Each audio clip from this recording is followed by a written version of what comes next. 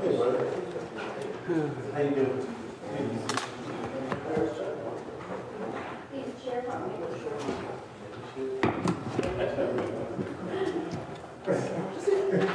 You're out of here. You're out of here.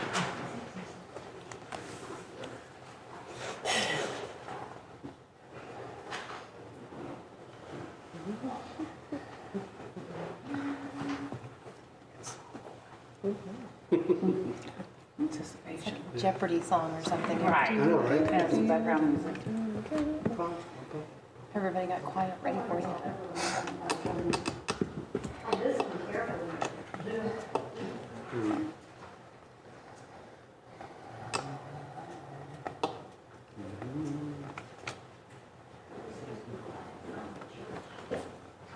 Got that 80s song, Take My Breath Away, stuck in my head. I don't know how that got.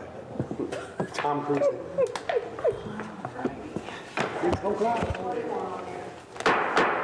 Good evening and welcome to the City Council meeting for the City of Montgomery. I'd like to ask you to all make sure that your phones are on silent so that there are no disruptions to the meeting and that everyone can hear. With that, we will begin this evening with our invocation. It is 6:00 p.m. and TJ Wilkerson is not in attendance, just for the record. We'll begin with our invocation given by Byron Sanford. Heavenly Father, we thank you so much for all the rich blessings we're able to see every day. Everything we've needed, your hand has provided. We ask that your very capable hand provides some healing for yet another law officer we've lost in this area. We ask that you heal the family and friends and the entire law enforcement as they deal every day with dangerous situations. Just let your hand of favor be upon them and other first responders. We have still a number of people struggling with sickness. We just ask for your healing hand to be upon them as well. Guide and direct us in wisdom and in the spirit of truth. May we operate in the best interest of all constituents. In Jesus' name we pray. Amen. Amen.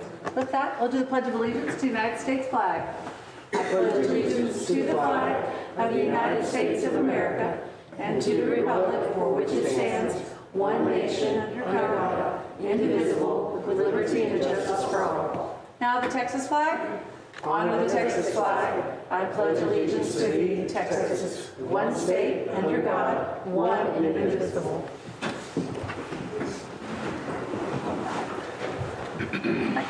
Next to our business is our Visitor and Citizens Forum. We have one speaker request. And Stephanie Clevenger, please, would you approach the podium and give your name and address and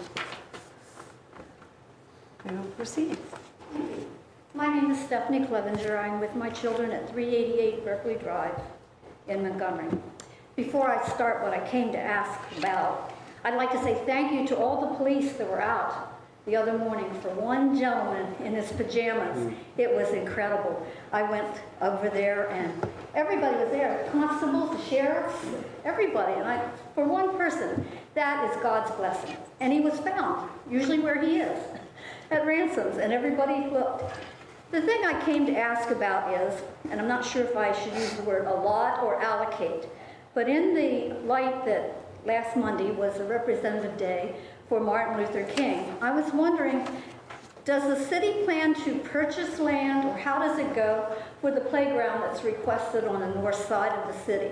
That's my only question. Okay? Thank you. Thank you. Okay. All right.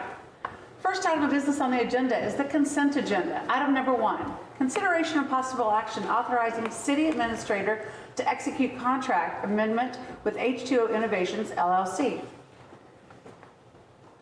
Mayor and Council, our Public Works Director and our operator here, I'm going to turn it over to Mike, the Public Works Director, who can give you the details on this.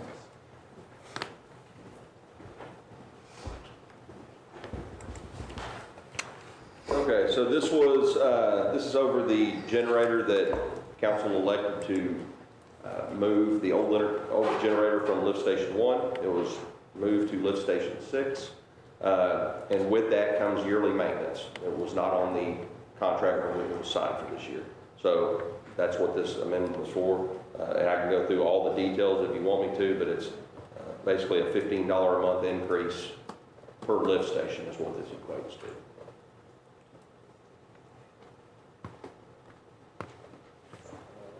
I make a motion that we accept this item as presented. Second.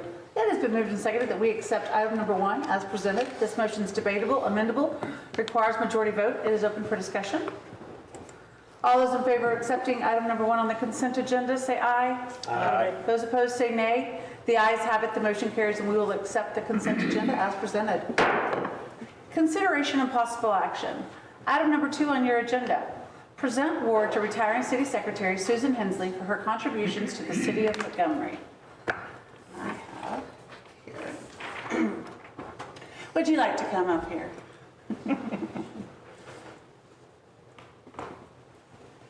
Recognition of Service Award for retiring City Secretary Susan Hensley. Susan Hensley's last day as City Secretary was Friday, January 14th, after almost 7 years of service to the City of Montgomery.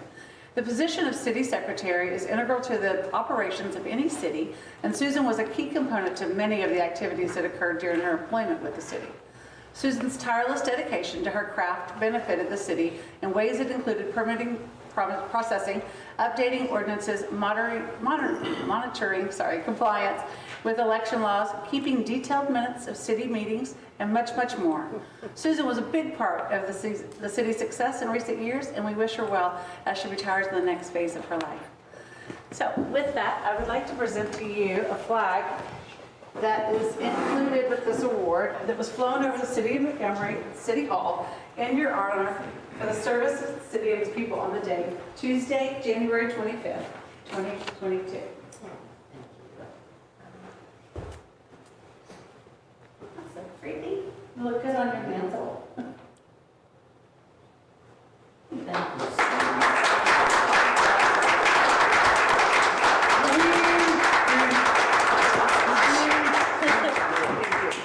Thank you. We love you.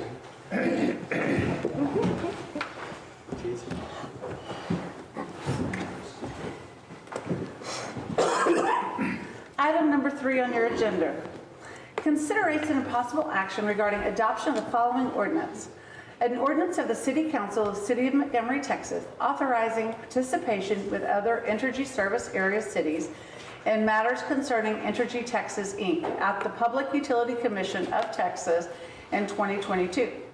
Authorizing the hiring of lawyers and rate experts, authorizing the city's participation to the full extent permitted by law at the Public Utility Commissions of Texas, finding that the meeting complies with the Open Meetings Act and declaring an effective date.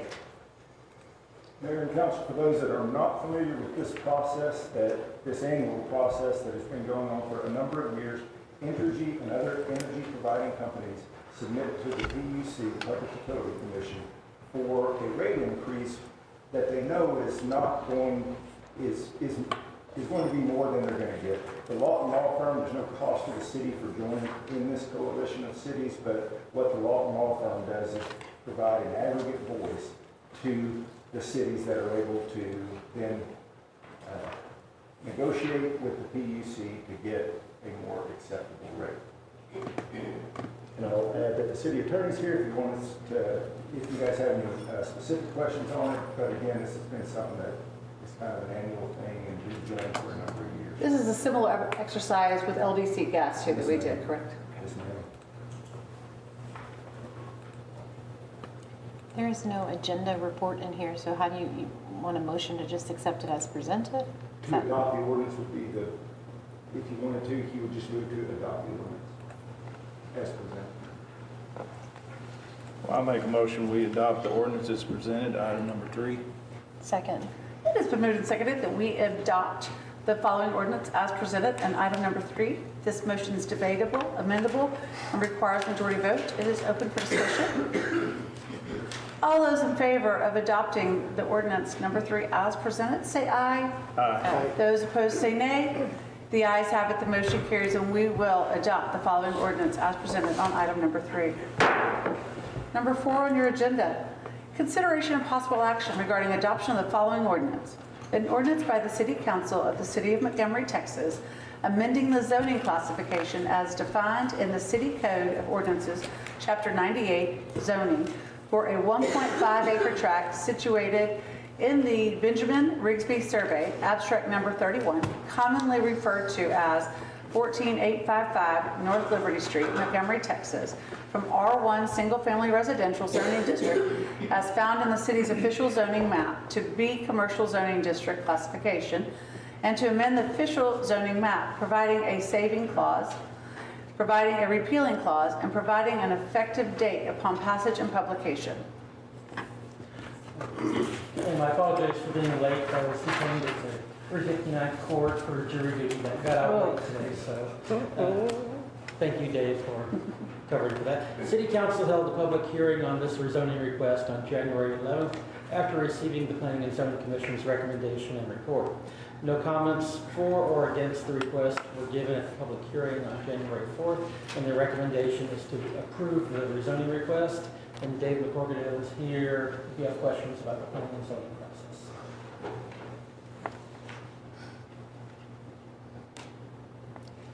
I make a motion that we approve this item as presented. Item 4. It has been moved and seconded that we accept item number 4 as presented. This motion is debatable, amendable, and requires majority vote. It is open for discussion. All those in favor of accepting item number 4 as presented, say aye. Aye. Those opposed, say nay. The ayes have it, the motion carries, and we will accept item number 4 as presented. Next item of business on your agenda is item number 5. Consideration and possible action adopting of the following ordinance.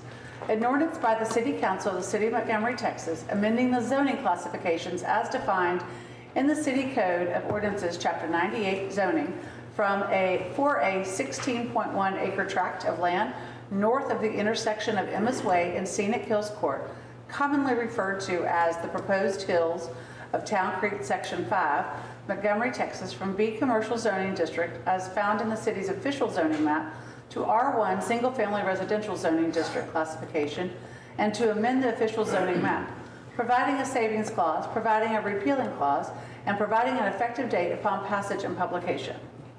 As with the last item, City Council held a public hearing on this rezoning request on January 11th after receiving the Planning and Zoning Commission's recommendation and report. There were no comments for or against the request given at the public hearing that was on January 4th, and the recommendation of the Planning and Zoning Commission is to approve this request. I'll make a motion we approve item 5. Second?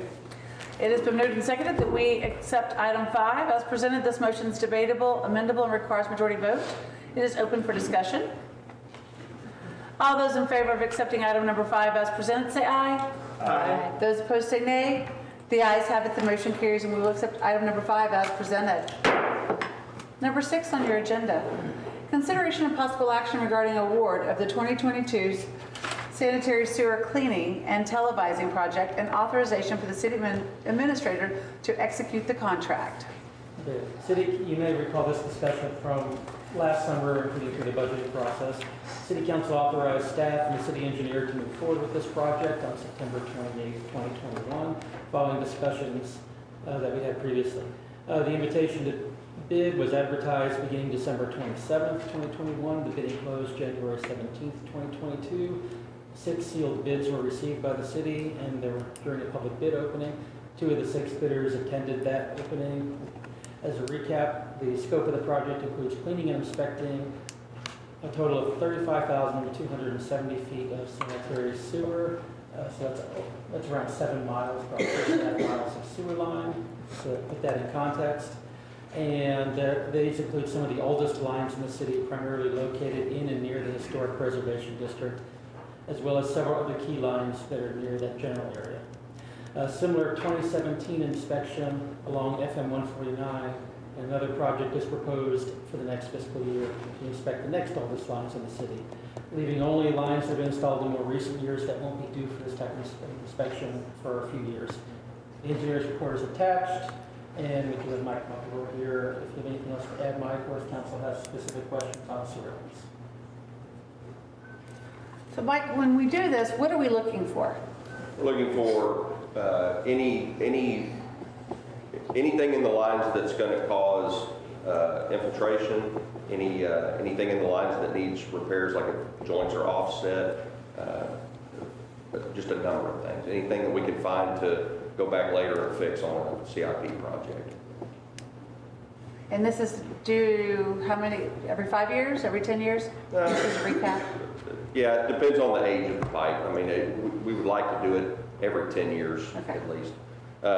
And I've got some of Chris's notes here. We had some sickness running through engineers right now. But he wanted to point out that the couple of the things was the original estimate was at $101,000. Our low bid that we're recommending come in at $62,000. So we're quite under budget on this project. And also that we have worked with with Pinnacle Pumping. We've worked with them already with the city. The operators work with them, so we know they're a reputable company. And do we have a timeline of how long it will take to have this work done? Is that in the contract? It is in the contract, and I don't know the details of the contract. I was just concerned that there's... It's not very long. It's not months. Yeah. It doesn't take long. When we did this in 2017, they were in and out in 2 weeks' time, 2.5 weeks' time. I was just concerned that their bid came in so low Yeah, in exactly. comparison that I'm nervous that they're going to be over their days, or we're going to be talking about what extra money they need on the other end because their bid is so low. You know why? Well, this I type love of it, project but- is not going to disrupt service for anyone. Yeah, that's true. At all. So there will be, no one will see any different. They will not see their sewer stop up because of it or anything like that. They have provided this service to us before, did you say? Or we've worked with them on We've other? worked with them on other Okay. sewer-related They things. knew what they were getting I mean, into. there's just a $20,000 gap, so it's kind of making sure that they understand. Yeah. Okay. I Well, know that's Michael's good. used them. Michael can speak to them. We've used them for a number of years now, and we found that when we switched to them, we had about the same cost savings for our clients. Fantastic. But they've always proved to be a very reliable contractor. Good. Now, this is not smoke testing. No, ma'am. This is is cameraing and in the televising. camera Yes, going ma'am. down. They'll go in and clean the lines and then go back with the camera.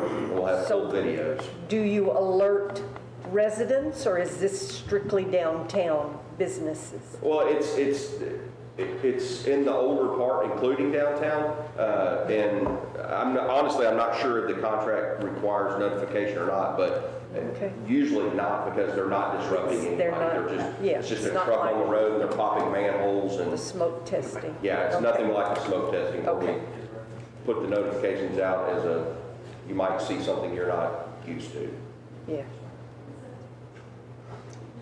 And then they bring a report back to us? Yes, Or they ma'am. bring it to They will Chris provide it and all him? to the engineers, and the engineers Yes. will review it, and then bring recommendations, if there are any, on Right, repairs that are needed. Yes, ma'am. Okay. Good deal. I make a motion that we accept item 6 as presented. A second. It's been moved and seconded that we accept item 6 as presented. This motion is debatable, amendable, and requires majority vote. It's open for discussion. All those in favor of accepting item number 6 as presented, say aye. Aye. Those opposed, say nay. The ayes have it, the motion carries, and we will accept item number 6 as presented. Item number 7 on your agenda. Consideration and possible action to approve action by the Montgomery Economic Development Corporation to convert the contracted event coordinator position to a full-time staff position and amend the annual budget to fund the position. Okay, as this includes a significant change to the MEDC budget, it's coming before City Council for ratification and approval. Expenditures from MEDC in excess of $10,000 have to come to City Council as part of their oversight. Most of you may be aware, as part of last summer, the EDC created a contracted position of events coordinator. It was expected to be about 20-25 hours a week worth of work to assist the city and the EDC relative to permitting and events. And Amy Brown was the one who was brought in for that position. In which worked out to be more accurate, as it's been a 40 to 44 hour a week position. She had found in doing that there were processes that she was bridging the gap on that were basically administrative needs that, as the city had grown, so had the needs of the EDC, and staff may not kept pace. I don't believe any of the current council was on council when the EDC previously had staff people, So we're not talking about doing something that hadn't been done before. You know, the EDC has several times before had staff people that were they were city employees by hire and coverage, but those positions like this, fully funded by the EDC, primarily covering the mission of the EDC, while also bridging the gap that in ways that assist the city, such as with permitting.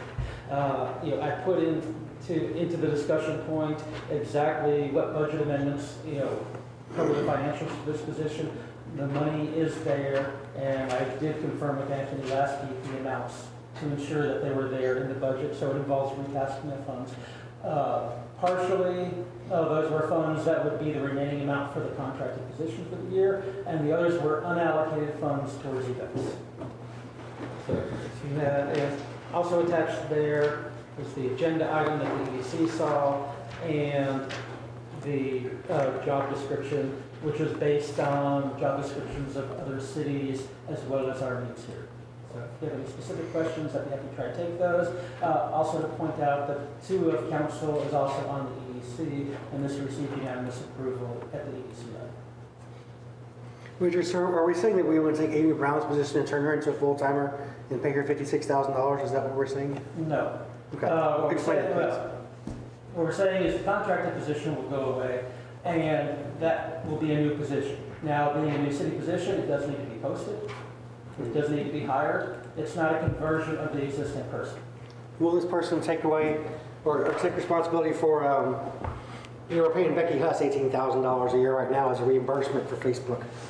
Will this position absorb those responsibilities and put that $18,000 back in our pockets? This position was not designed to take on the social media Well, aspect. can we design it to do so?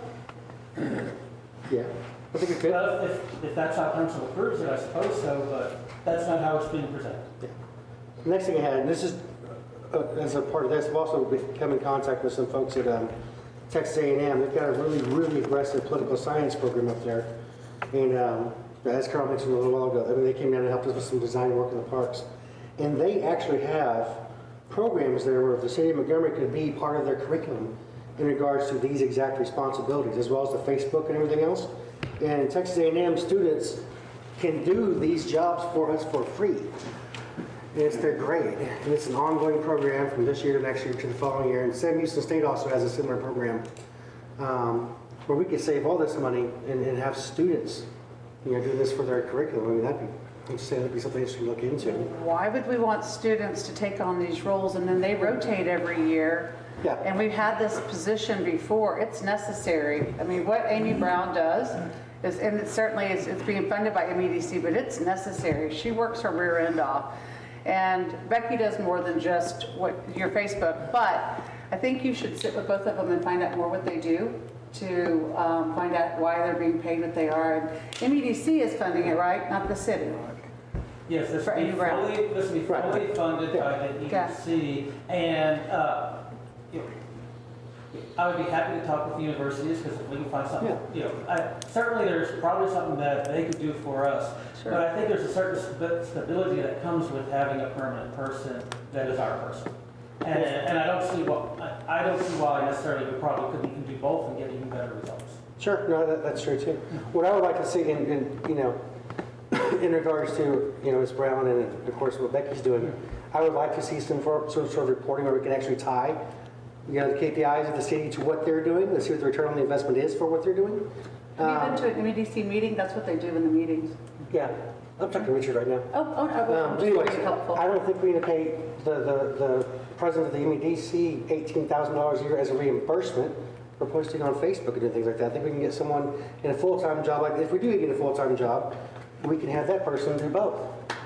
I think it's a waste of money. We're paying $27 grand a year right now for this. If we're going to do a full-time person, let's do it and have them take up all these responsibilities. And there are members of the MEDC that were in shock that, you know, we gave the MEDC president a raise last year as well, and they weren't at the meeting. So it's not like everyone was all about spending the money on that. So They approved it, right? Is that right, Richard? yes. yeah, I know. Right. So I'm just saying I think we can do a little better because you're saying hire a full timer and still have the 18 grand for the other thing going on. I just think that's a lot of money for that. Less than like 5 square miles, for goodness sake. Those that are on MEDC, what is your feedback? Do you see the need for 2 different positions? I don't necessarily mind the deal about consolidating, because When you say I spoke consolidate, very. do you mean the merge these two positions yeah, together? Okay. I'm not necessarily opposed to that at all, but I went through these on the MEDC, and my comment still stands. This person is like MVP.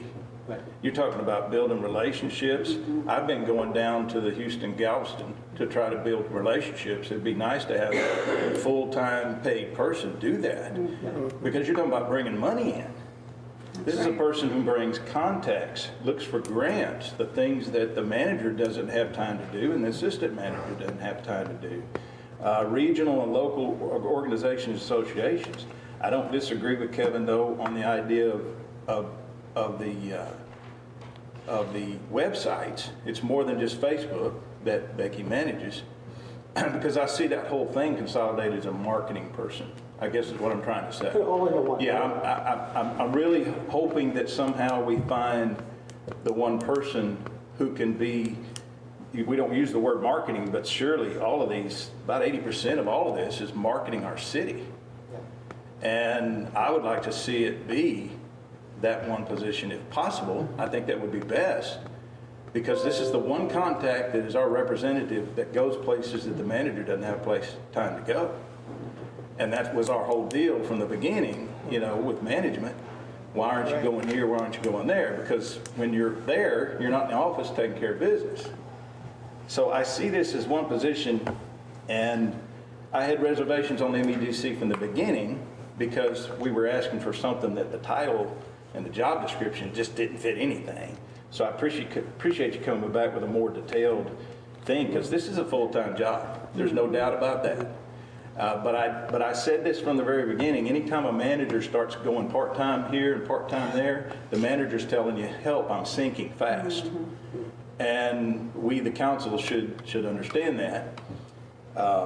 So anyway, I would like to see that be consolidated as one position, but I do understand that when you do this type of thing, you ought to put it out there and try to get the best applicants that you can.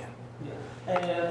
And as far as consolidating the position, though, between social media and the other attributes, to some degree, those are different skill sets. My fear would be if I start pushing them together, I'm going to have some candidates who might be qualified for this, who'll go, but I'm no social media expert, or vice versa. And my best match will end up being best match for that position, but it's not the best match for me. We find the one that's good at both. I mean, we don't have to hire someone like right now. I mean, we find someone that can handle the whole thing. And it could be Amy Brown. I mean, it could be whoever It applies could be for in and of the you know. people we have. Right. Or one of them, or whatever, but Yeah. I think we really ought to put it out. Like I say, I'm not kidding. This is like MVP. Yeah. And this is the person that goes out there and sells the city, because, you know, the pressure's on the mayor. The mayor's not paid. You know, you paid staff, you send them out. Now they're not doing the job at the house. So let's get a full-time representative of our city who can earn every penny of this, because I know in the school business, that's the MVP, the one that brings the grants and brings money in the school. You're like, wow, this is making a difference in technology. This is making a difference here and there. And so this is a difference-making position. I would encourage us to go out and get the best person for the job. And then if you can't, then we'll have to deal with that after the fact, maybe. The 44 hours a week, does she have the bandwidth? I mean, that would be my question. She has the bandwidth to do the Facebook and do the advertising and do all of the social media aspect. In order to just keep what was getting done, you know, something's going to have to drop or slide from those 40 to 44 hours to pick up the balance. So the social media may not be enough for a full-time job, but it's a number of hours a week. It's probably 10 to 15 hours a week at a minimum. And there's no argument from the data that it's doing a fantastic job. I mean, we were higher on the hits just on Facebook alone than Willis, Magnolia, and other areas. So we know the job is quality there. Like I say, I would rather find that one person who could do that, if possible. Carol, what are your thoughts? It is like everyone else saying, it's a major position in Montgomery, and just like Richard said, we have had people in it before. I don't think they knew what the job pertained to, because they weren't going out to the residents, not residents, but the business people, and they weren't going to chamber meetings and getting anything out about Montgomery. This position with the new job description definitely tells you all of that. Can Amy do all this? I don't know. Will there be some applicants? I hope there's applicants out there that would like to take on the city of Montgomery in this time. But do Can I you, say something? In Ms. Brown's absence, event coordinating in the city had never been so good until she started doing this. Now, I'm not sure if she can do Facebook and all this other stuff, but what she's done for bringing the businesses, all of these events together has been absolutely great. So, just in her absence, I'll say that. And she spends a lot of time doing it. We talked about the last parade that we had, changing some things. I've done a lot of this coordinating stuff, so I was able to help her in knowing what she needs to do next year when it comes to, because there's always a lot of confusion. And you're in a city where people have been living here a while, and you need to get to know those people, and you need to get to know what their events are. And I think if you bring somebody in here that doesn't know that, so just to speak for her, because she's not here on the job that she's done with the events, it's been absolutely great. But I don't know about the Facebook, but. So you put Santa Claus back at the end of the parade next year? Beg Santa pardon? Claus got in the Jeep got in the wrong place. There was a Santa Claus at the end. Ah, thanks, Chief. So, Amy, but I too have heard compliments, and it's great to have that point of contact, because prior to Amy's existence, it was me or Becky or you. Nobody really had point of contact at City Hall. So she has been great to work with as far as nobody here, no volunteers or electeds or city staff, y'all have to know everything. She has got everything. She's got her book, and she's extremely efficient. And like I said, like you said too, I've heard a lot of compliments. It's no small feat. I've actually witnessed it. It's taken a lot of pressure off of us, what we have to do when it comes to one of these events as well, because now all we need to focus on is security. Before that, we was focusing on lineups, where people should be, how these things should go, even to the point of putting together an event sheet where you had to fill all that information out, so those things that we can know. Once we did that, she took that and she ran with it. So she's doing an absolutely great job, but for Facebook and combining that, I'm not so sure. Well, I'll echo your sentiment, because she's uniquely qualified, having owned a business here, knows the festivals right and left. As we all do, we learn from mistakes, makes mistakes, bounces back, and makes it a lot better already. So she's tried and true. Let's just hope the Lord's gifted her with the other part of it, or whatever it takes. But let's do a good job of determining, like I say with Kevin, if we could consolidate that, and I'm all for it, and I would go to the top end of your asking price for that, and that would still save some money in the end. It sounds like to me that Amy Brown would definitely be a top candidate for the job. She certainly is. She's already doing a lot of it.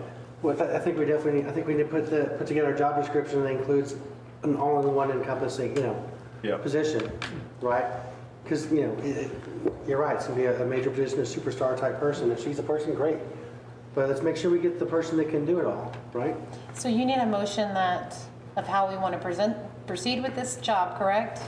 And I would agree with Sarah on the fact that as a Texas A&M Aggie whoop in the house, that internship programs are amazing, but they are seasonal, and you do need a full-time staffer to check in with them. But they would be great for these seasonal events where we need extra helpers. She needs extra bodies for these jobs. So I do think that you could combine the two together and pull in some internship programs that would benefit all of us and them.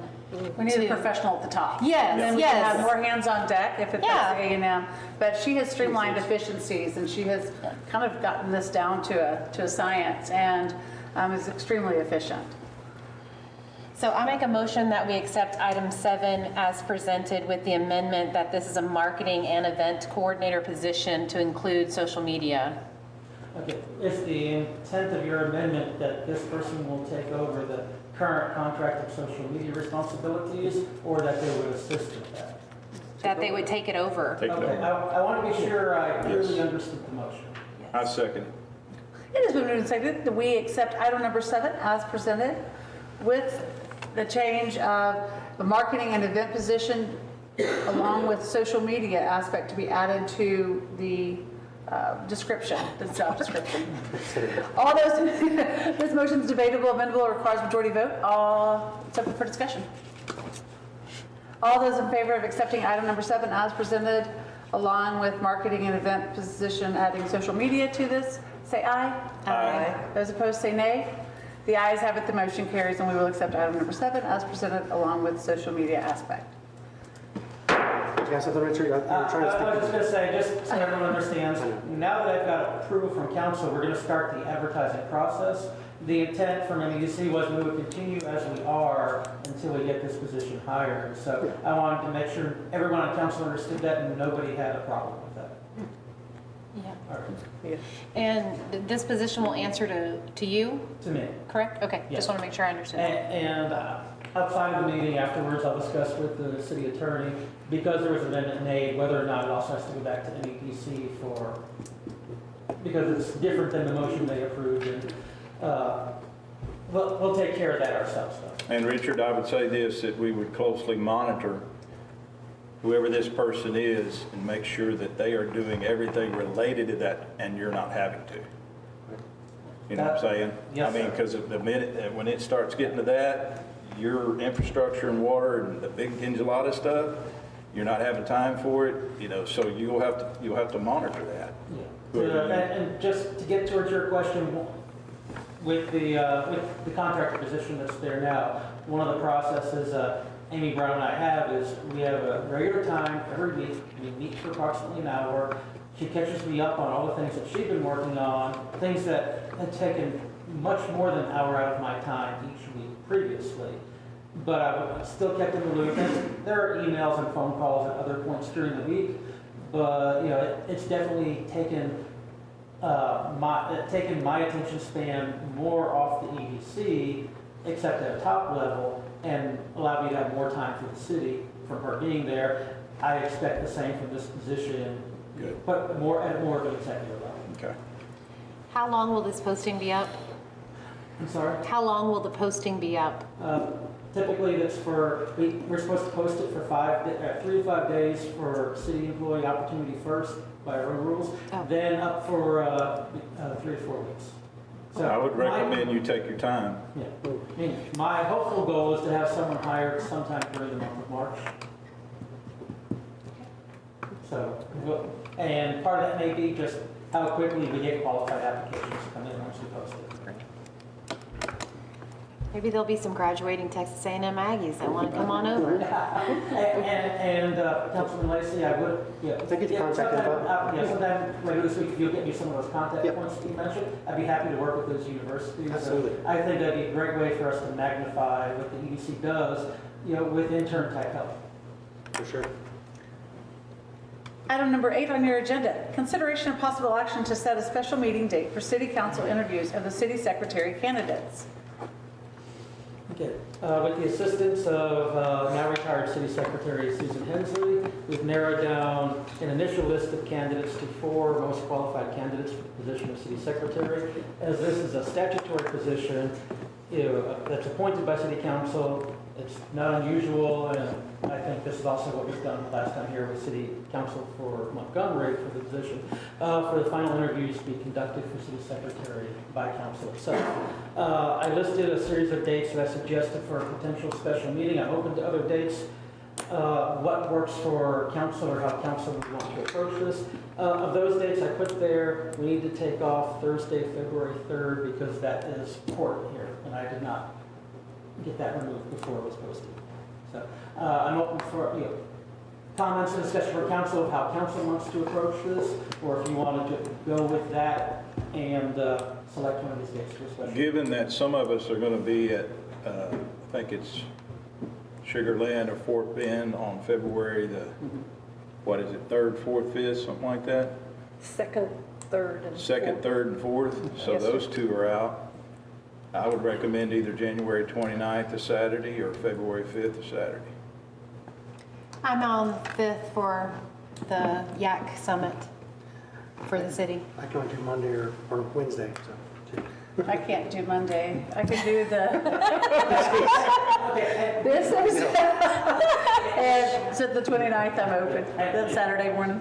And we could look to the following week if Yeah. that's what it takes. I think one of the things that's important is it's a position that interfaces directly with council members. Yeah, it's also my preference that you're involved and isn't just a person thrown in front of you. You have comfort with it. Can we get back to you with just dates and you can see if we all share one versus going through each calendar tonight? Please do. Okay. And if necessary, we can corral this through Yeah. email. And we don't have to set up a special meeting at a council meeting.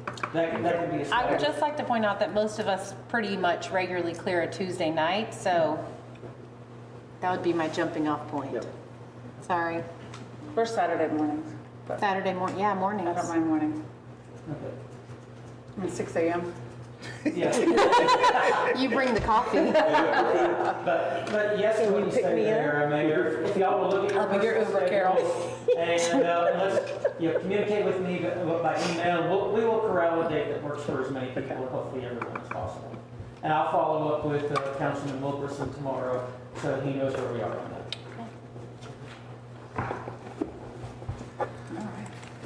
So we need to take no action here. That's correct. Okay, No, just making you do not need to take action on that item. All right, the next up is the departmental reports. Number 9 on your agenda, city administrator report. Okay, going back into early December, I'd like to highlight the success of the 3 city Christmas events, Light Up the Park, Christmas Parade, the Snow Party. Those all brought and kept a large amount of people in the city. We had approximately 1,900 entrants in the parade for, between band members and various people marching in all those groups. City population is about 2,000 people. So it's essentially the population of the city was in the parade. Everyone else we saw watching the parade, it shows you what kind of number of people come to the city just to see what we had here. Near the end of the parade, I rode with the Public Works Director around the perimeter of the city. He started sign collection with his crews. And as the parade ended, I got to see a lot of traffic that was leaving the city, which was fairly sizable. But also, as I came back to the city, there were still a lot of people here. And there were still some people coming in because maybe they wanted to be for the parade, but they did come for the snow party. They came for the Historical Society's events that were the same day. So I believe we accomplished the goals of getting people into the city, as well as having fun things to do for the people that were here. And Sorry, not to interrupt you, but just NCL, the Cookie Walk. I don't know if everybody knows, but they had to go to different businesses and pull boxes and boxes and boxes. It was the largest they've ever had. And they actually went through all of the cookies too, as well, which has not always been the case. So it was the largest ever. It was That's crazy. outstanding. But unfortunately, I didn't get over to the cookie walk this year because I was after the parade and I was over at the snow party because we were a little short on volunteers there. And as soon as I walked up there, the first question I got asked is, do you need a job? And pointing over at one area where we're short of volunteers. So. Yeah, it was good. But that for the snow party we had I think it was just over 300 people there who were signed in with waivers. And if you've seen the QR codes we've been putting on like the water bill and other things, we used essentially a QR code system where we didn't have paper. Whereas as parents came up with their children, they scanned the QR code, they filled out the information. We got that for our database. So we're able to do that now for sign-ins. We did something similar with at Light Up the Park with Santa Claus. We had a virtual queue. We didn't have a list with paper, but we had a virtual sign-up with QR codes. And I think we're finding a number of ways to use those, and thus far they've become fairly well accepted. Are we gathering email addresses on those signups? Yes, ma'am. So that would be a great thing to pass over to this new marketing. We're already doing that. Perfect. So that's happening. Perfect. But if we ever run out of ideas like that, we will tap into. No. No, but yeah, because it gives us, I mean, it gives us the information for people who want to know what's going on in Montgomery. And so, since you mentioned that, you know, what's now Amy Brown's contract position, what will be in the full-time position, is essentially, there's multiple mailing lists. One is just downtown area businesses because of all the events there. One is businesses in Montgomery, going beyond the downtown area. And one is going to be residents or non-residents who may have an interest in all these events. So those are all different lists for different purposes. So thank you. Well, there may be a way to put in there, check this box if you want to subscribe to the city's monthly newsletter, so that then the newsletter you're putting in our water bills, they could get in a digital format, even if they don't live inside the city, to tell them what's going on. You see, you do have some ideas that we can take in there. Okay. We may well borrow that one from you. All right. So, thank you. There's several other items I'm not going to mention that might be in my written report because we're covering them in some of these other reports. So I'm going to skip over those for now. As in the back end of this, I want to report on the MEDC activities. The new term started January 1st. Those starting new terms are Councilman Byron Sanford, Dan Walker, and Wade Nelson. Those are the appointments that were recently made by City Council. MEDC had a little over $9,000 of unspent funds from the Christmas events. They approved an amendment to split those into two categories. One was with the recommendation of the police chief to buy additional safety barricades that would be used for all events as needed. And another was a recommendation from the public works director from the city to buy additional Christmas decorations to start rotating out some of the older decorations. And so those stayed with the same general purpose of Christmas and events, but retasking the funds that weren't spent on those particular events. Charlie Diggs came to the MEDC meeting to present a $2,200 check to the MEDC. That was a return based on attendance at the Fall Festival as part of the sponsorship agreement.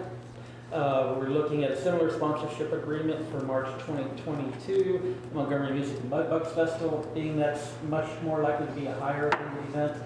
The amount to be returned is more likely to be much higher. The MEDC approved funding $200,000 towards the city's Klepper sidewalk project. It's an item, as I said earlier, MEDC expenditures over $10,000 must come to the city council. We'll bring that forward when there's an actual expenditure for the money to be spent upon. In addition, we're also going to have to do a 60-day posting. MEDC projects in excess of $50,000. Those do have to be posted in the newspaper to allow for public comment. And so there'll be a little bit of a time lag before you actually see this come to City Council while we fulfill the legal requirements. But I did want to let you know that was the action of the MEDC towards the Klepper sidewalk project. That included money that they had both allocated in the budget towards sidewalks, as well as money they had allocated that they could use each year towards capital projects in the city. And so that means the city having already having its budget allocated money for that full project, we will be able to look at reallocating that for other capital projects later in the year. MEDC has also appointed a committee to review opportunity for a TERS tax increment reinvestment zone. And that is something that we're looking for opportunities, and there'll be some discussion with the city attorney. And essentially, it's looking at setting up a mechanism using city property tax. This will be a recommendation comes to city council ultimately, and use that in ways for grants and certain projects that could be enhancement in the 105 and 149 and downtown area corridors. I want to mention it to you now without specifics because we don't have a whole lot of specifics, but when you see it come back in a few months and the discussion go on, you will at least have heard about it. It's not a surprise to you. Richard, did we say, besides the three people that we mentioned on MEDC, to make a group to get that going, that there would need to be an attorney present during those meetings, or what? I believe what we discussed was that first meeting we're just probably going to have as a concept meeting to get started. I have had some discussion on this with Caleb previously, and I'm keeping him plugged into it. When it gets a little bit farther past the concept, then we'll need to plug the city attorney closer into the conversation. Okay, council just needs to know and understand that we kind of have a gift there. Wade Nelson has extensive experience in setting up a tourist district, so we have a well-qualified group already started looking at that. I think it's going to make a big difference for us going forward. And I think he'll turn out to be a valuable add with his skill set towards the MEDC. And Nobody could replace Arnett easily. No, I didn't mean to imply that. I didn't. Sorry, Arnett. That was not my intent. I just put that for the record. No. I'm still plugged in. I see that. Appreciate you. An entirely different skill set there. Arnett certainly was very valuable during his tenure there, and also his service as a previous vice president. And can I piggyback on that? Would you stand up there so thank you. The property I just acquired, that's one of many in Montgomery that need rehabilitated. And I know you guys don't have a lot of resources or the time. So if I can do it as a private citizen, you bet I will. Because we just approved this revitalization of downtown. But I want to cover from one end of the town to the next. That's right. Not the historic district is fine. But the thoroughfare, north, south, east, and west, all four of those areas got to be addressed. You know, and whatever we can do to do that, we're going to be doing it. You don't see a lot of me because these properties, Montgomery's a beautiful town. It's up to us as stakeholders to make sure that happens. And a lot of times here in the council chambers, I think we lose focus on our real purpose here. It's not personal. We can meet, but we have to be productive in these meetings and getting things done. It's okay to disagree. It's okay to do that. But let's find some common ground that we can make things happen in the city in all four directions, from one end of town to the next. That's my sincere prayer, guys. And I'm on board. You might let's get excited about Montgomery, guys. Huh? Come on. I feel like we should shout amen at the last. Thank you for that. If we just bottle some of that enthusiasm, Arnett. Sliding into the development report, I believe Wendy's was open as of the last council meeting, but Batteries and Bulbs down on the east side has recently opened as well. We've started to see some slowing down of the completion of residential development, and we're seeing an increase in the permitting, primarily because we have a couple developments that are moving forward, and we've probably got, I think I said this before, we have about 1,000 homes that we know of between things that are platted down through, we're talking to the developers about what they want to build. Those homes are coming in the next several years, and so we're going to see increases in those coming. Also, at the back end of the development report, we've got a planning and zoning commission update. Primary items on there I want to make mention of is the city council has seen and now acted on the zoning change items. PMC has also identified several ordinances and planning documents that they're going to discuss and review through the year and identify where items can be recommended to city council for change. Some of those items may originate in planning and zoning, some of those items may originate out of city council.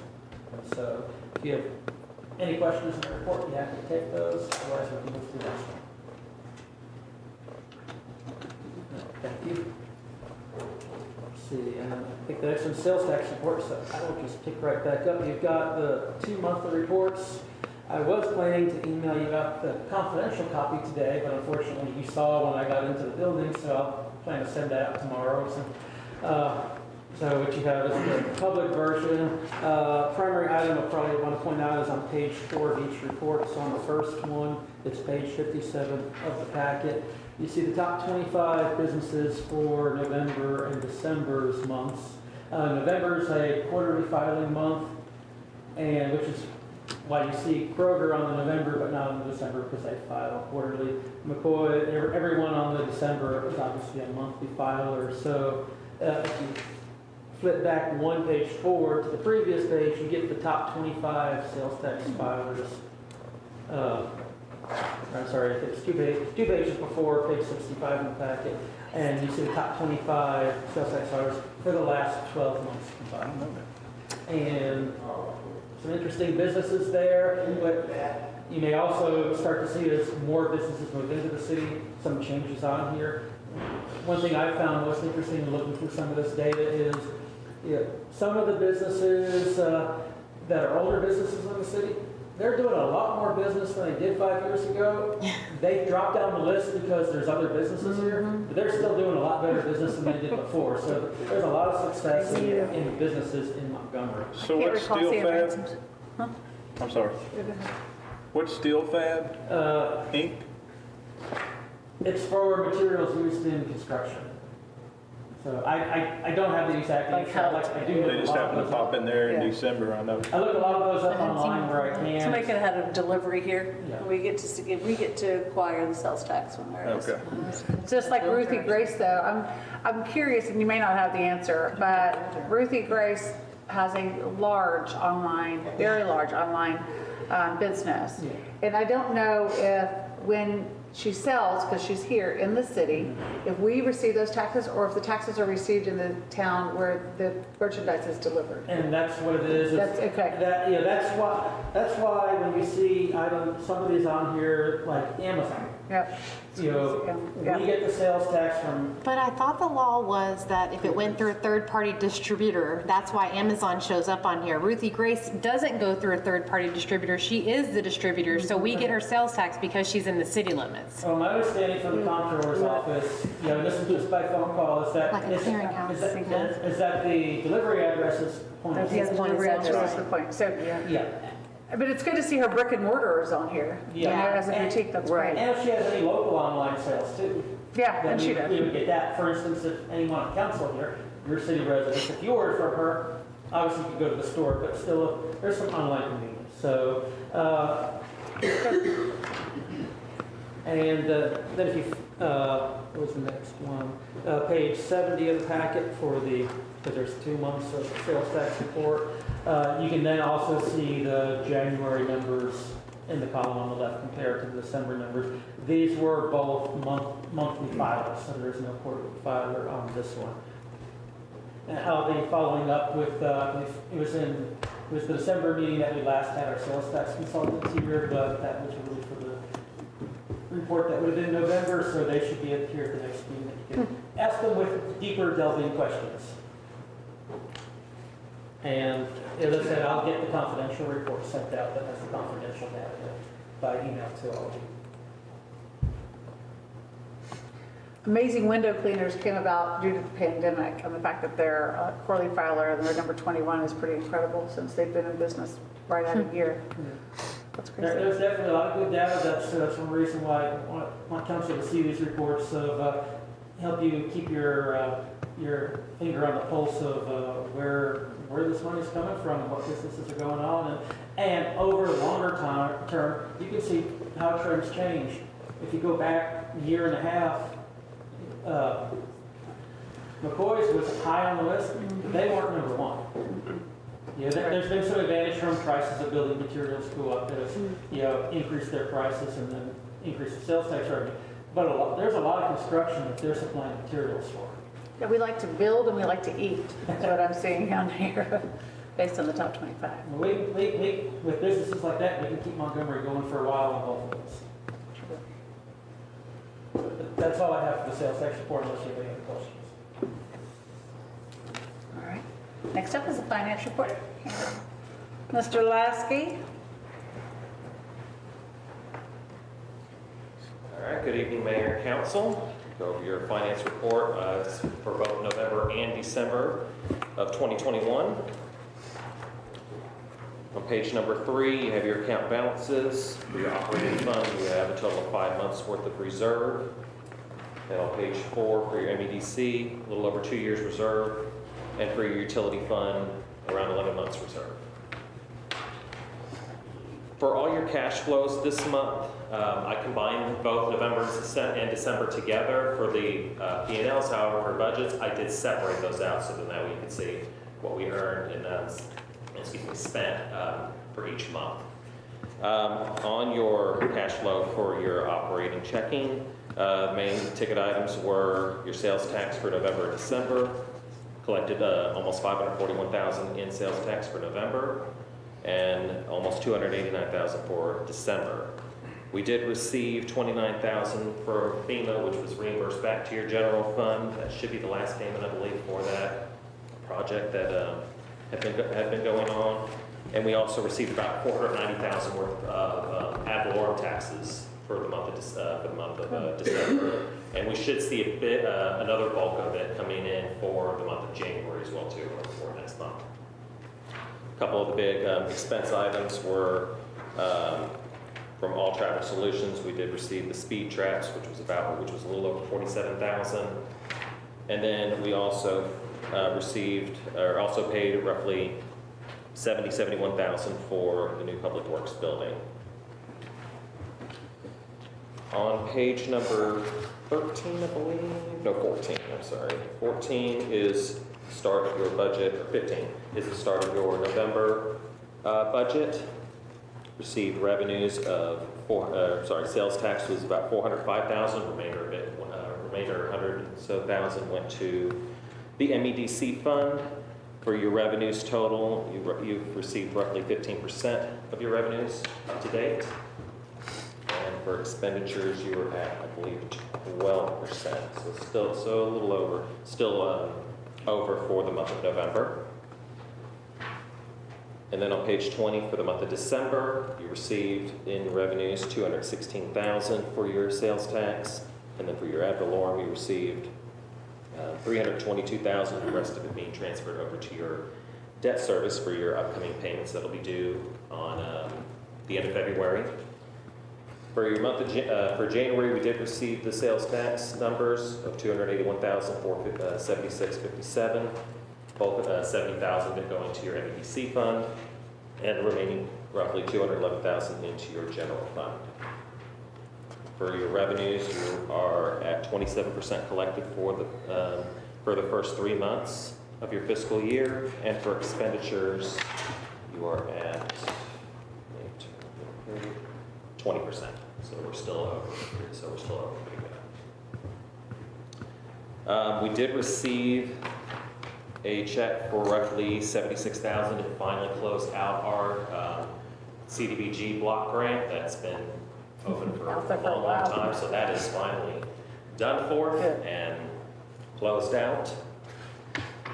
And then also, I just want to let you know, next month we should be good. Starting in March, this report will be kind of formatted a little differently. We're actually going live on our new software beginning Monday. So a lot of training, a lot of good stuff that's going on. I'm really excited for this to finally start and go live. And as I said, I think there's going to be good things going on with this. We'll definitely be on par with a lot of other cities with the income finance program. So lots of good things to come.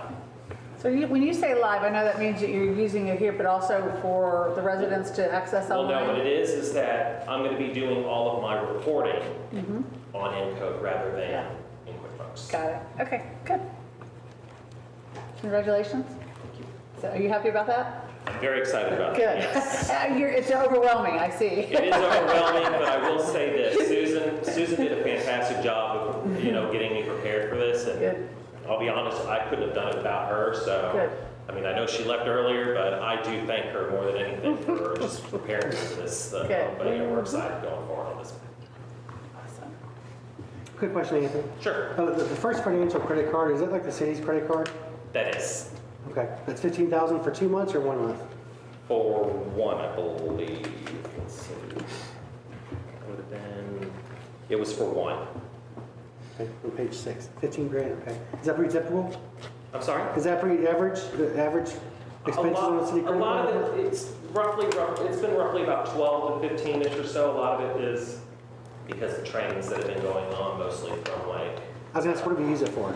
Pardon? What do we use it for? That's what I was gonna ask. Yeah, it's been mostly for training, a lot of it, I should say the bulk of it's been for trainings, like for, I know our PD officers have been going to a lot of their trainings, like in different parts of the state, so that's what our bulk has been lately.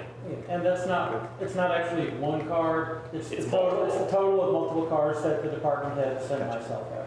Everybody, okay. Just curious, thank you. Be like what they put our TML training on, or what they put the hotels on when they send us to, Exactly. yeah. Yeah, that also is included as well too. Yeah. Cool. That's all I have unless you have any questions. Thank you. Thank you much. Kimberly Duckett with the court report. Oh, sorry, with the chief.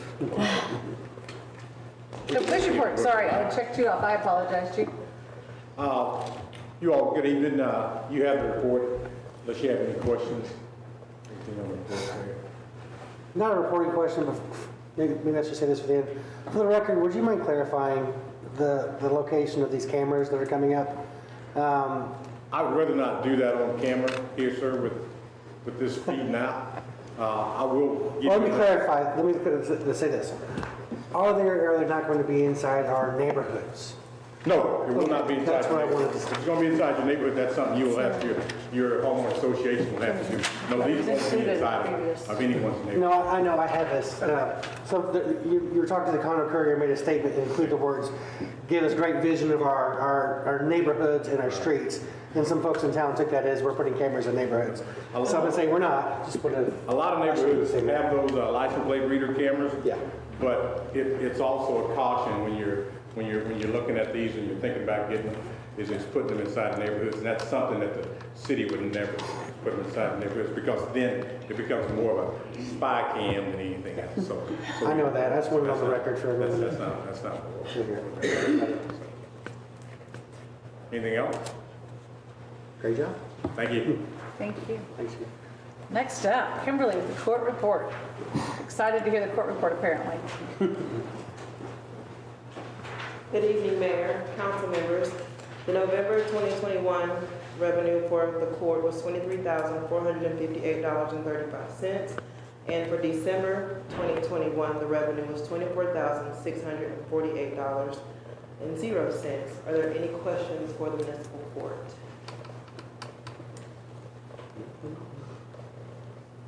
Thank you, ma'am. She's like, see ya. All right, item number 14, Public Works Report, Mike McElroy. Yes, ma'am. Mayor and council, I'll say the same thing. You have my report. Be happy to answer any questions you have on the report. Yep, I have a question. Why do we still have Christmas stuff up? Because the other stuff never stops coming in. We had a storm come through town. On our calendar, we had it set for that Monday morning to start Christmas decorations, and we lost a solid week on cleanup. We're still not completely done. We still have a few trees in Cedar Break that we have to go back and take down that are, the whole top came out of them. So yeah, we lost a solid week that week, and then the next week we were still a half a week of a crew still working on it. So it's on the books for this week. I think we were down to just the 3 trees that's left. We've got everything else. But yeah, that's what we're down to, is the 3 trees. I have a question about the trees, because there are some beautiful trees.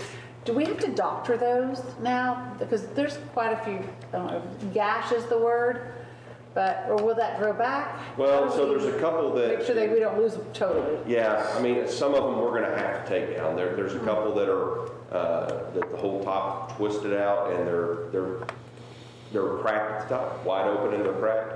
We're gonna lose them, so we're gonna go ahead and take them down so we don't have to deal with a dead one in the future and worry about it coming down. I mean, we evaluate them closely. I mean, we've got one that, you might have seen the post of one of the guys, he brought in his climbing gear to go up and take a limb out that had fell, and while he was up there, he noticed that whole top area was cracked and is wide open, and it's actually got a small collection of water up there. So, yeah, we're doing what we can with them, but the Christmas tree stayed up. That's secure. It's well. Not one of them toppled. Yeah. That is They're awesome. well anchored. What are they anchored down with? I need it at my home. Mike, just a matter of curiosity, but over in Hardin County, whenever we had a storm or anything, we reached out to the people who needed public service, probation, whatever, and they brought crews out. Just a suggestion, because that's a long time to take y'all off the track to doing what you really would regularly do. Just, like I say, just a suggestion to reach out to, y'all need community service, hit them up and see if they can come with help with some of that stuff. I could understand you wouldn't want to do residents possibly that way, but public park and other public areas But if maybe. residents wanted to volunteer and were able, it might Could be be. helpful. Could I don't be. know. Or citizens in policing. Yeah. Absolutely. A lot of chainsaw work too, and I hate to put, I would never want to put someone that was unskilled with a chainsaw, put one in their hands, that's a lot of it. It just takes time to cut all that stuff up and haul it off. We can put them on taking down the Christmas trees while you, Even, there's a process to those too. It takes 4 guys to take those trees down at a time. It comes down in sections and, Not exactly when we take it down at our house. no, If definitely. you could find one good Aggie, they'd knock it out one day. Do you know what the flags are on College Street all the way from 149 to the end? It's got water consolidated. Do you know what they're doing on College Street? Not off the top of my head, but I can look through our located emails and get it. We are, the last 6 months, we've become pretty inundated with utility locates. I am definitely not able to keep up with everyone and what each project is, but I can get an answer for you on that before the meeting. I can look back at my located emails and get an answer. I mean, it's all the way. Yeah. I didn't know if the natural gas people were trying to do something or No, I don't exactly know. what. But I'll But get it's an answer 3 before the different meeting's over. colors of flags. So. It depends on, I mean, so if they're coming in and replacing a buried fiber line, for example, usually they will call in an entire street to be safe. Okay. Even if they're only working on a couple of blocks, the locates are usually called in for a much larger area. We usually make personal contact with them if they're a really large locate, and we're usually able to get some exact locations of where they need it to save us from locating an entire street when it doesn't need it. So, but I will get you the answer to that. Thank you. And you have a new guy on your crew? Took Jack's place? Yeah, he's been here for a couple of months. Yeah, Bryce Crocker. Yeah, he's working out well. In fact, yesterday was his 90 days. Good. Yeah, working out good. Thank you. All right, thank y'all. All right, number 15, utility operations report.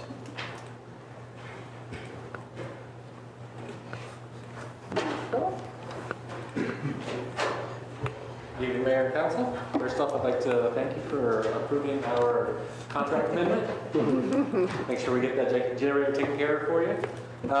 Start with the November operations report. We did have a number of call-outs this month. And one clear outlier is lift station 3. We started getting seems like we were getting large balls of rags heading to that lift station, causing us to have to pull it and clean the rags out of the more often. So working with Mike and his department on finding the best cost-effective solution for that. Is it a commercial line? What's that? Is it a commercial line? I mean, how are we getting rags and? So it's right there on 149 across from the bus bar.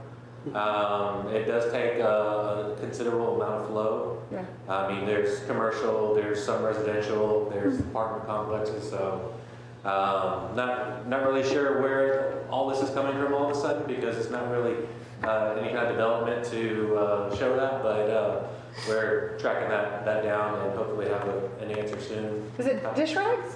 No, when we say rags, we're talking about sanitary napkins. Gotcha, okay, thank you. adult diapers. Adult diapers, yeah. Tampons. Yeah. Okay. All right, got it. Yeah, cleaning cloths. I'm just and like, things what that. cleaning business is over there? Arnett, you throwing rags in?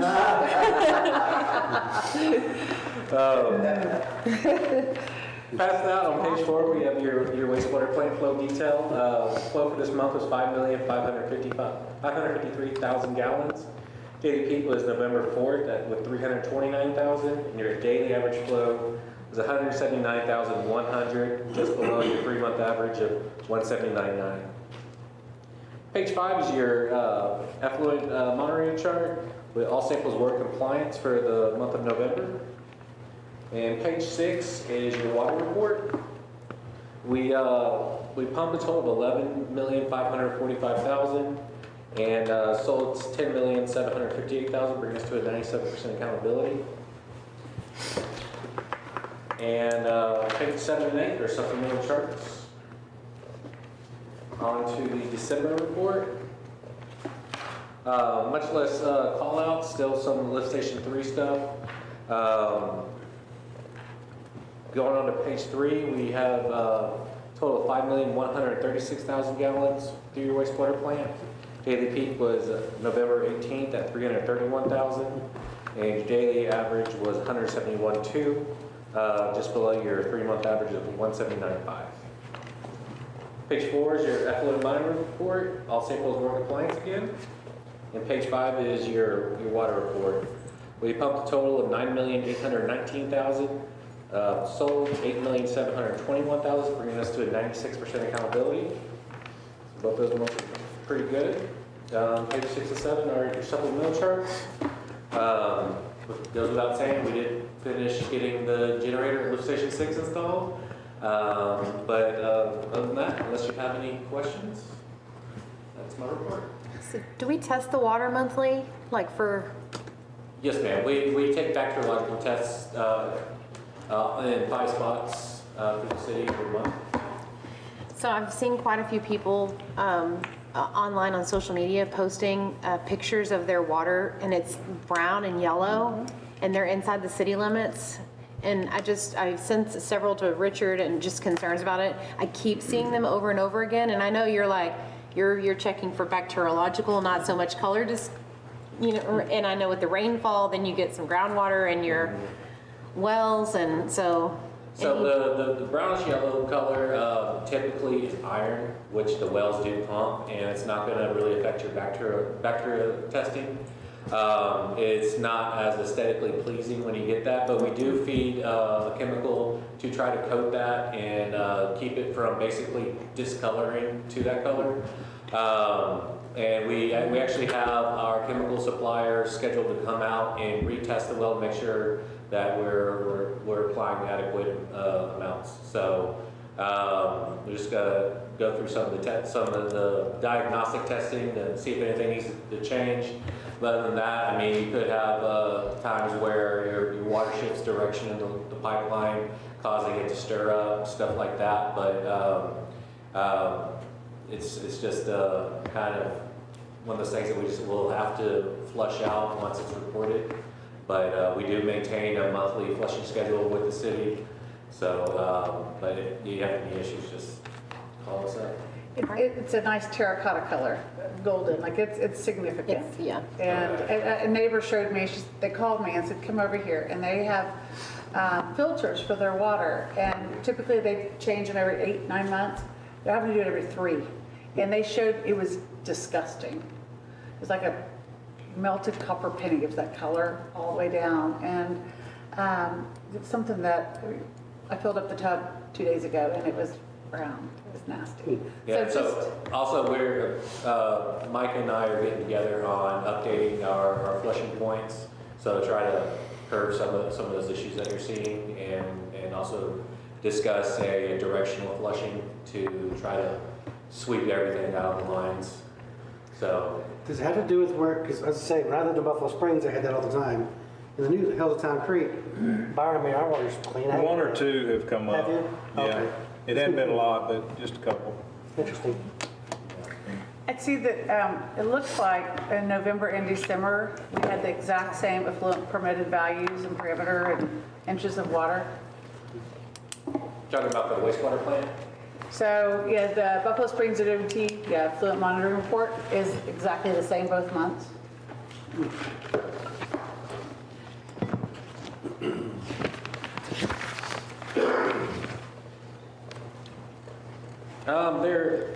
They're close. Okay.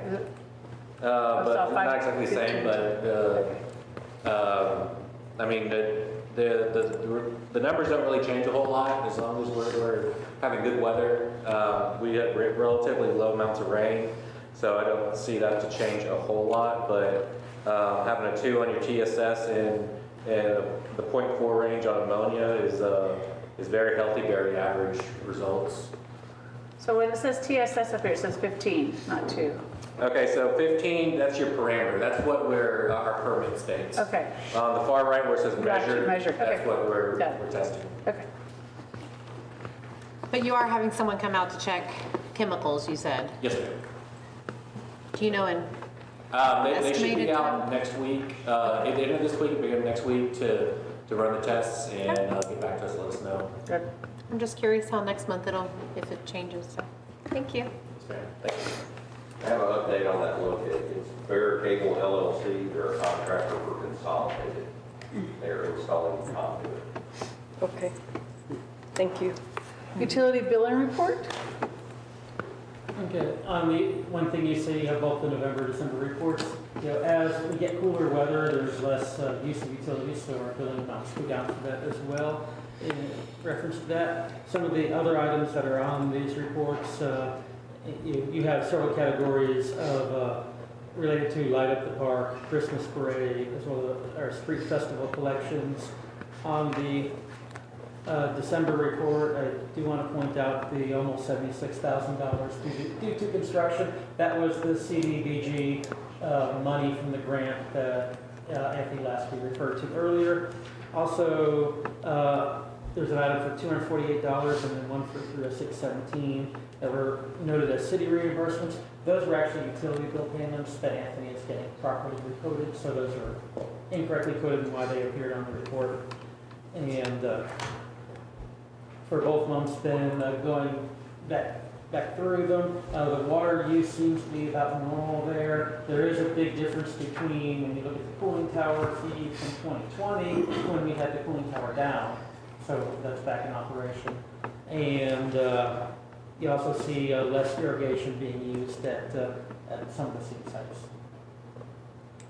And we netted 8 new water accounts in 1 month from October to November. Right, about 1%. You keep maintaining 1%, you grow pretty quickly after. Yeah, you do. And that doesn't count the, we're not that far away from you know, the Town Creek crossing, getting ready to start putting people in there. You will almost certainly see a large growth number for a couple months in a row there. Significant boom. So. I would like to point out that James Fox at McCoy's still said that windows are 16 weeks delayed right now. So somewhere these two ebb and flows are going to come to a halt. If you have any other questions on that report, we'll take that. Otherwise, we have a fill-in for the engineer tonight. Okay. Mayor and council, good evening. One of the, so we were supposed to have Miss Catherine here tonight. She got sick in the middle of the day, and so as far as I know, nothing serious, but you have me here. So I'm going to hit on a couple high points. In the report, starting on the downtown water line replacement, we believe all that is just about wrapped up. Just got to double check just a couple more things. Water plant number 3, which is the photo there at the bottom, we've got now the pads or the foundation for the new ground storage tank. Also, I believe got the booster pump, or I'm sorry, not the booster pump, but the hydromatic tank is set in place as well. So that project is moving along nicely.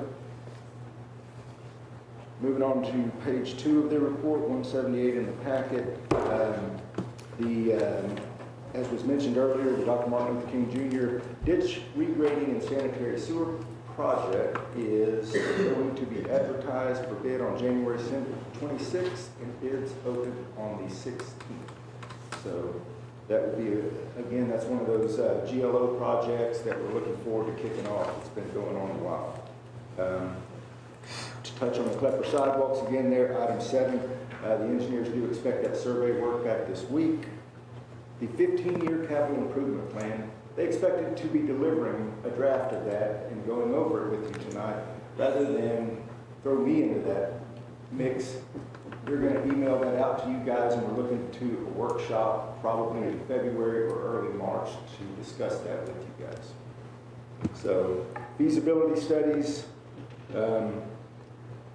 probably, well, the Montgomery Brewing Company, they're still talking with the landowner. That's a small project just on the outside of the city limits, there past the Lone Star Community Center on Lone Star Parkway. Down in the plan reviews, they did receive the drainage impact analysis from Town Creek Crossing over there and offered no objections to that. So Hills of Town Creek Section 5, which is the new section there to the north of Hills of Town Creek, that we should get the preliminary plat should be going to P&Z at their next meeting on Tuesday night. Town Creek Crossing Section 1, they're still working on the punch list items. Both the engineers and staff have been in contact with them about, the various items and the proposed solutions. Some sound like good solutions, others we send back to the drawing board on. Before you move off that one, I did go drive out there just on, we had that real heavy rain and I thought, oh, I'm 24 hours after this. Let me just go drive out there real quick. And I did go drive scenic, and it was the day that they had done the drilling. So it's kind of terrifying because there's holes all over the ground. But I will give them credit that they did the shave down on the concrete where it was a really bad, messy patch job. Looks phenomenal. And even the ponding in front of Kevin's house wasn't. There was one spot at the end of his driveway. Otherwise, the rest of it. Into my driveway now, so. Yeah. Otherwise, the rest of it had been shaved down enough that it was flowing. At 24 hours, there was nothing ponding on the street. So huge props to Stylecraft that they have taken the initiative and necessary actions. Yep. I still think they did it on purpose, but okay. Once they let us know, hey guys, we have gone back and tested, then we'll go back and test and see where we're at. So that should be coming back to you next month. Ongoing construction projects, again, Town Creek Crossing Section 1, we're working on that in the punch list items. The general ongoing activities there, I'm going to touch on two of the text dot items. The turn lane at 149, which was one of the very last items 3 years ago. 30 years I later. started working on when I was on city council, and we finally got to a point. Apparently, when Energy came out and set a new pole, if you've noticed a smaller pole right next to it, it has a blank electric meter on it. They didn't hook the power up to that pole, so we're waiting on them to do that. Right now, in speaking with Catherine earlier today, they expect to be done in May, which, as a reminder, when Mike and Catherine attended the reconstruction meeting, it was a 53 working day project. Yes, so May is when they're going to be able to hook that up. That's what they said. We can't use our connection with our Entergy rep to see if they can get that hooked up faster for them? I don't think it's going to be the same folks, but I have let the engineers know that I do intend to. I appreciate the transitions that they've had in the Conroe office. We're at the point where if we can't get a definite answer, we need to go around the Conroe office, and that's our next step. Good. Same with the access management over on the east end of the city, just trying to get a simple update. When are we going to be done with these turn lanes, and when are we done in the city, what's coming up? And we can't get anything in writing. We can't get anything more than a vague update that says we'll be done in summer, late summer or early fall of this year. There's got to be a schedule out there. We just need to see it. We're not going to, Well, and they started off on the turn lanes at 2054 moving really fast. Right. And then they just came to a snail's pace, and making that 90-degree turn at that intersection is downright impossible if you're hauling a trailer or if you're a truck or... Right. Exactly. Without any, in my mind, they should put some kind of detour sign up to Buffalo Springs, just the very next road. All you have to do is go up there and you end up in the same spot, unless you're trying to go back on Lone Star Bend or something, but still, it's, again, just a communication issue that I am absolutely confident that we can solve. We just need a little bit different contact on the text side. So, Do we have any ideas about, I know we talked about putting a traffic light at Chick-fil-A previously. I don't know if they will put one there. It's going to be too close to 2024, where they are looking at doing, though, again, back to the traffic signal warrant analysis that we did. there at Buffalo Springs and 105 intersection. That meets, their requirements. Now that the shops they've extended that road over to Buffalo Springs on the south side. So you've at least got a spot where you can get out. And just as a reminder, on the north side of that, when the Discount Tires, when they come in and start to develop, they're going to make the last bit of the connection there between the road off of Gardner Drive, or it's not really a road, it's a driveway, which will again, it'll let people that are leaving the Kroger be able to head west over Buffalo Springs Drive to a better intersection. And ideally, if they're heading north or heading over into Buffalo Springs, they don't ever have to get on 105 to begin with. So many accidents, that's all. Yeah. Right, absolutely. And then on the last page there, the very last item, the emergency preparedness plan. As far as Senate Bill 3 requirements, we're working on that. We've seen a little bit on it here at the staff level, but we expect to see that here in the coming weeks. So, I have 2 questions. Yes, ma'am. There's 2 properties, one's pending on North Liberty, right there across from Jim's. Do we know what that's going to be? It's about an acre and a half. we have not heard anything Nothing from at all? anyone there in terms of what they're doing. Most of that is zoned commercial, but most of it is outside the historic district. A small amount, I believe, is. So we've not heard anything there with what anyone is doing. And then the backside in floodplain? It's low. I know we looked at it at one point for the city to buy it for additional parking, and that's what we thought it would be ideal for because of. I thought it was gonna get turned into that roundabout, and that was gonna get absorbed in that, so. Most of that, in the proposal on that roundabout, depending on if it's 1 lane, 2 lanes, and how they do it, if it's the 1 lane, which is that's the existing capacity of the roadway now, there would be, I believe they can get it all in the right of way. If they can't, it's small enough to be inconsequential to anything. And I didn't see any update on Montgomery Grove, the new food truck park right out here. We have a meeting with them tomorrow. We've not seen any updates either. Okay. So when we see a bunch of social media stuff flying around, we kind of wonder when they're going to come talk. So, But they called me about permits, and I said, nope, I don't talk about permits. yep, I've talked to Josh a couple times. We've got a meeting set with him tomorrow. So the engineer's going to be here for that and see exactly what they're planning.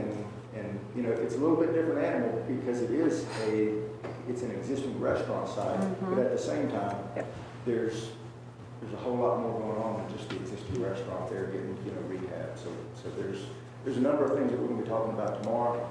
We certainly want to be mindful of the speed of business, but at the same time, we need to make sure that all the bases are covered and everything is done according to the way our ordinances are.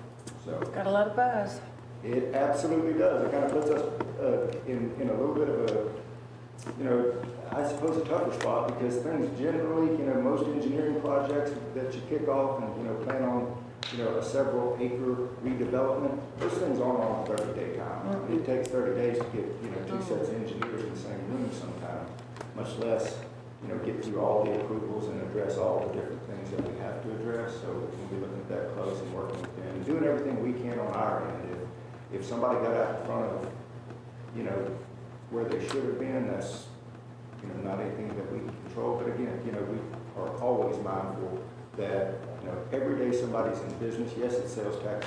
For us, at least what my goal is that's somebody's living that they're making, right? So, we're not looking to delay anything at all, but it looks like we're probably going to be on a pretty aggressive timeline to try and get that at the time they're thinking. So, and again, it's not an all or nothing thing. There, very likely to be some things that they can do, even if they're not, because I don't think they're going to be where they need to be to open that whole site in a month. I think it's just a matter of, okay, what's your first step and how can we get that up and running while, their long-term plans.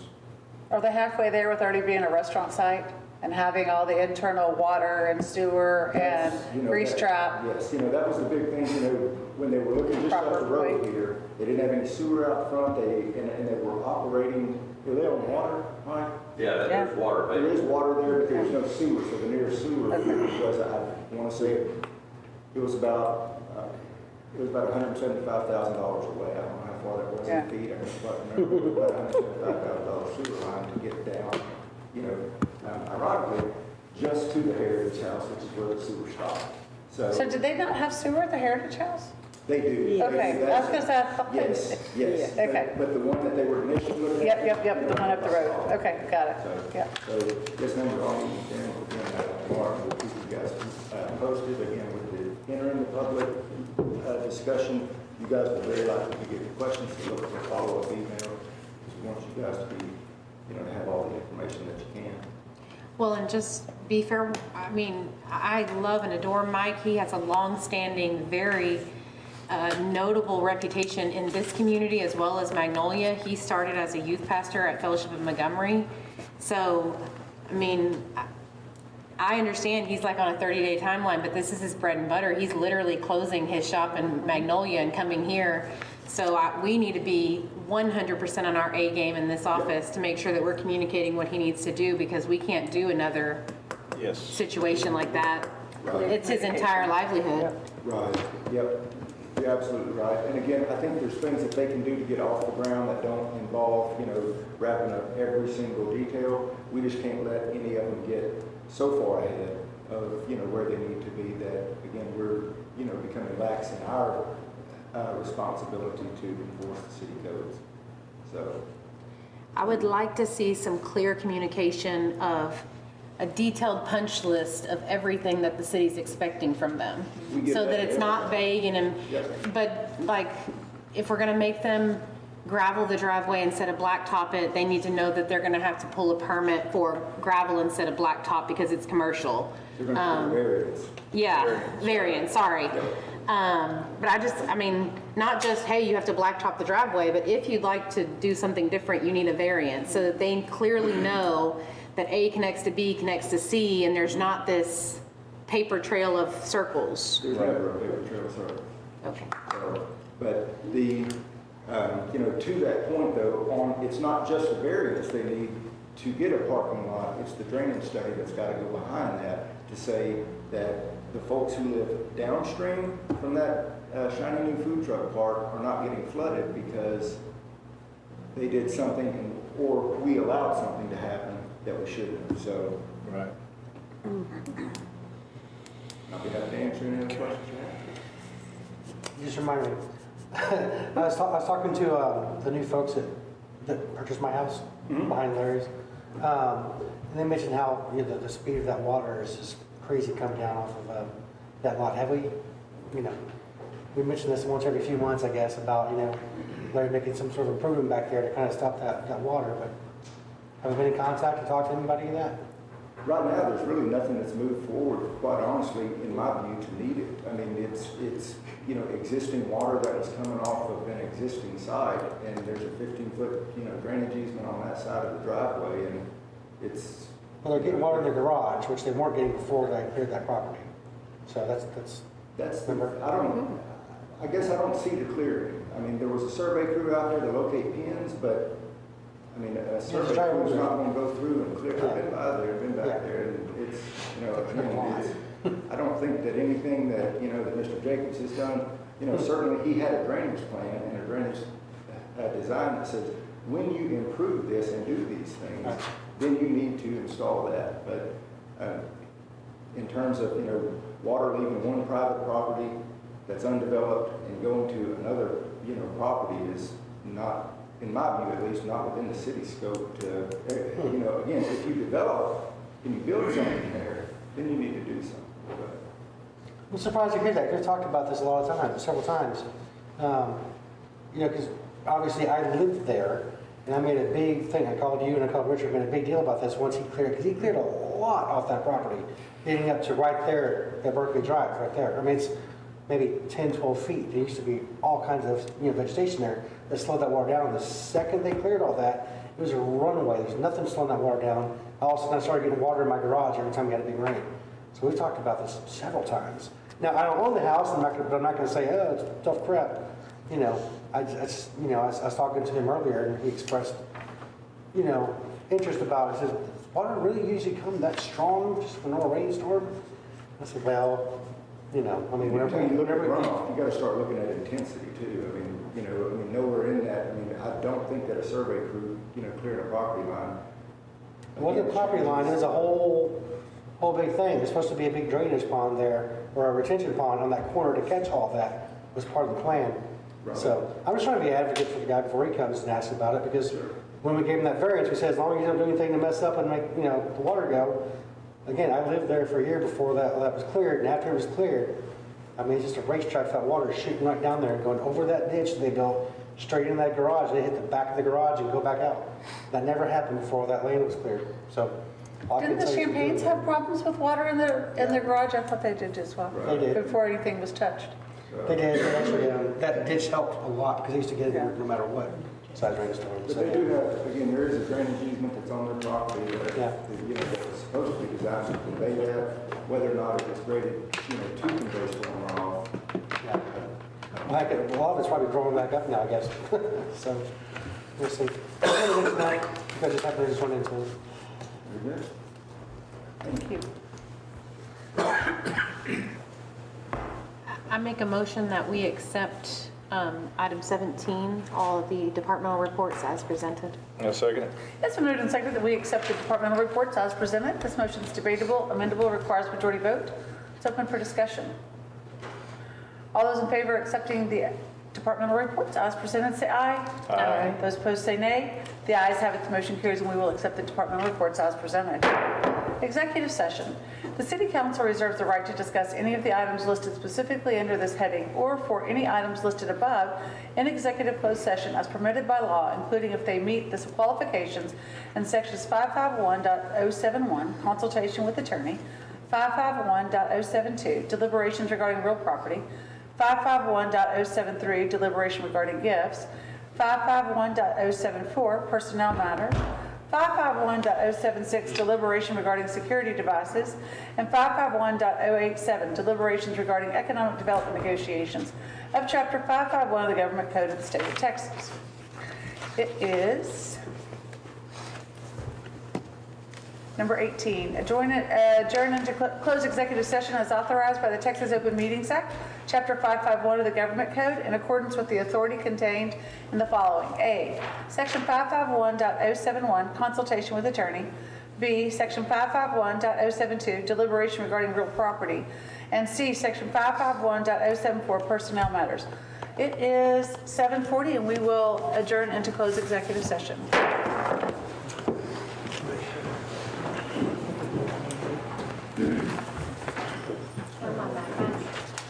Oh, okay. I see that.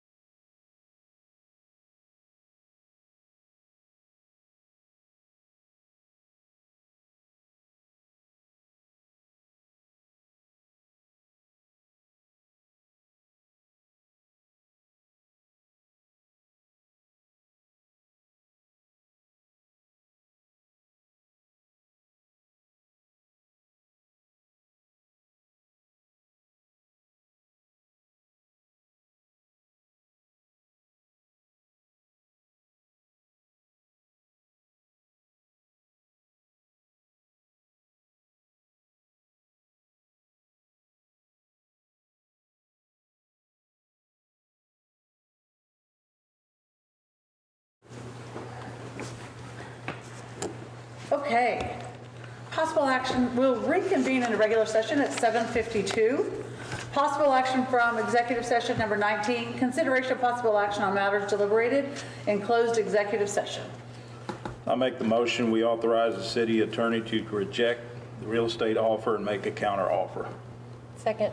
It has been moved and seconded that we direct the city attorney to reject the offer and make a counter offer. This motion is debatable, amendable, requires majority vote. All those in favor of authorizing the city attorney to reject and make a counter offer, say aye. Aye. Those opposed, say nay. The ayes have it, the motion carries, and we will authorize the city attorney to reject the offer and make a counter offer. Council inquiry. Pursuant to Texas Government Code Section 551.042, the mayor and council members may inquire about a subject not specifically listed on this agenda. Responses are limited to the recitation of existing policy or a statement of specific factual information given in response to the inquiry. Any deliberation or decision shall be limited to a proposal to place on the agenda of a future meeting.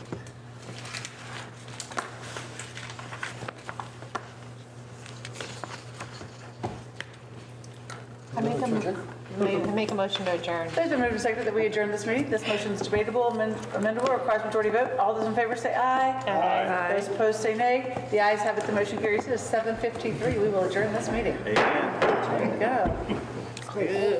Folks, that was fast.